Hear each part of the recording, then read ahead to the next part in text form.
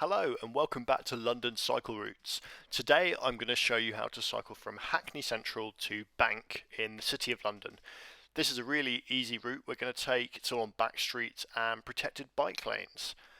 If I just bring up City Mapper here, you can see that if we'd got public transport, it would probably take about 35 to 40 minutes for us to do this journey. The route we're going to take takes about 20, so it's a lot quicker to cycle. You can see on the map here that, yeah, it's pretty direct. There's only a couple of places where you need to remember to turn, and it's all, as I say, on sort of quietish back streets and protected bike lanes. So let's get going. We start outside Hackney Town Hall, jump on your bike, and cycle down this little back street here called Hackney Grove. There's no cars on this street, it's just a cycle path next to a pavement. And do watch out for pedestrians because they do like to walk in the cycle path on this bit. It's not really their fault, it's quite a narrow pavement. And you come out here onto Martello Street, which goes past Pub on the Park, which is a nice pub. And we're going to bear right in a second onto London Fields, which is a nice park in Hackney, which has some decent cycle paths on it.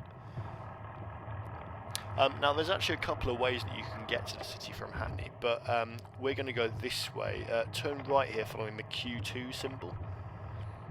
And yeah, this path is shared with pedestrians, so obviously do watch out for them, don't go too quickly and give everyone a wide berth.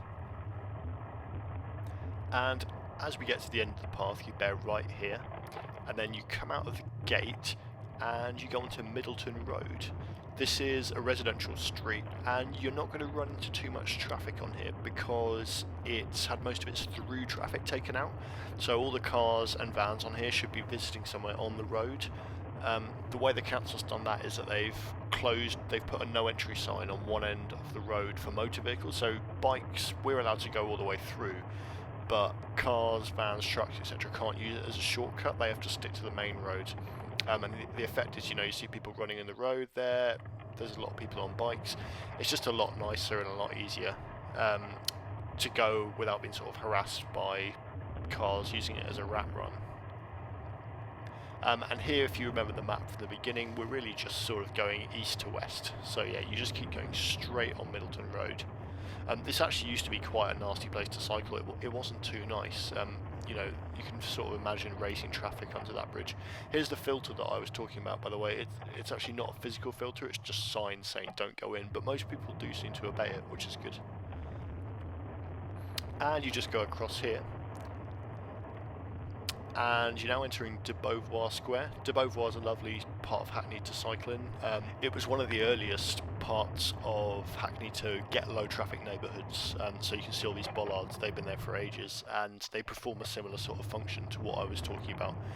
You turn left here onto Beauvoir Road and you just start going south. Now this is probably the busiest section of the route, and this is typical traffic during the day on a weekday. It could be quieter, but also I wouldn't call it a busy street either. Also, we're only going to be staying with it for a little bit of time before we get back to a nice filtered street without any cars on it. We're going over the canal just here, if that helps you get your bearings, and you go straight on. And in the distance you should be able to see a road closed sign. That does not mean it's closed to us, it only means it's closed to cars. So yeah, we're back again away from the motor traffic again. And we go down this handy little cut through that's been built for us. This is bikes only. Not only does that cut through mean that there's no motor traffic in the lane itself, but it also reduces the amount of traffic you're going to get on a street like this on Pitfield Street, because previously cars would have been able to go all the way through up Pitfield Street, Whitmore Street to Beauvoir Road. Now they can't. So yeah, that's why there's not really any cars on this street at all.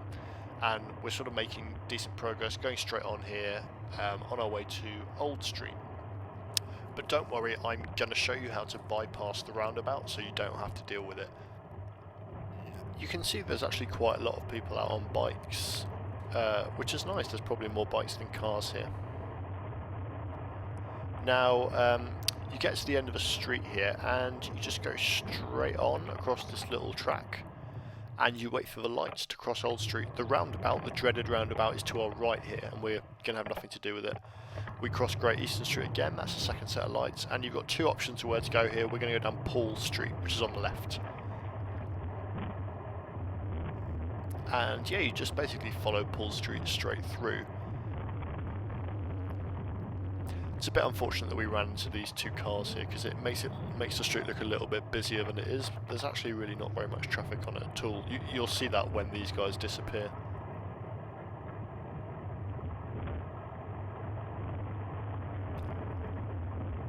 And yeah, it's a pretty nice ride. Again, we pretty much just go straight, and then there's a gate here, and only bikes are allowed through it, so we go through there onto Wilson Street. And again, we just keep going straight. And you wait at the lights here. You can sort of see we're not really running into any traffic at all.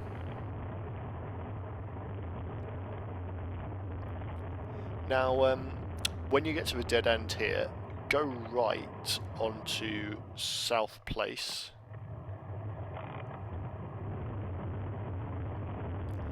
And you'll find yourself on Moorgate, which is here. Now, I actually briefly just wait on the pavement here, but you can just go around the corner. Moorgate used to be a very busy road that you wouldn't want to cycle on, but since the start of the COVID pandemic, the City of London has made quite a lot of changes to its roads, and one of those things is to introduce a bus gate on Moorgate, so it's now buses and bikes only. You can see that here, those signs. So we're now on a buses and bikes only stretch of the street. In the opposite direction there's also a protected bike lane, but you don't really need it, to be honest, because there's not actually very much traffic on it at all. And yeah, so you basically follow it through, and that's actually the Bank of England in front of us, so we're basically there. But I'm also going to quickly show you some of the new protected bike lanes that the city has put in around the bank, just in case you need to get to the other side of it. But yeah, that's it. Thanks very much for watching, guys. If you found this video useful, please do like it on YouTube, and also subscribe to the channel, because it'll help other people find it. And I'll just bring up the map again for you here, in case anyone wants to review the route.